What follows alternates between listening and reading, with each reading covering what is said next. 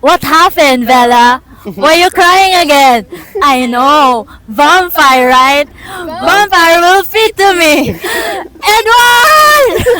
Hindi ko alam yung Edward. Tapos may ending pata. This girl is vampire! Nanonood po ba kayo ng yung Vampire's Diary? Alam niyo po ba yan? Hindi. Yung may vampire, tas may wolves. Alam ko, ano lang, Twilight, parang Twilight. Twilight na kikita namin. Opo. Alam mo Ano kasi Twilight? yun? What happened? What happened, Bella? Sa tingin niyo ba, ma'am, yung vampire, namimili din ng blood type na sisip-sipin na dugo? Namimili. Depende sa Depende sa cravings. cravings. Totoo po ba pag naaarawan yung vampire talaga? Nasusunog ba o natutuyo lang? Feel ko nasusunog kasi ganun sa mga movies eh. Based on movies lang Based kasi on talaga kami. movies. Pero, Hanggat truthfully, hindi pa ako nakakakita ng vampire, di ako maniniwala na.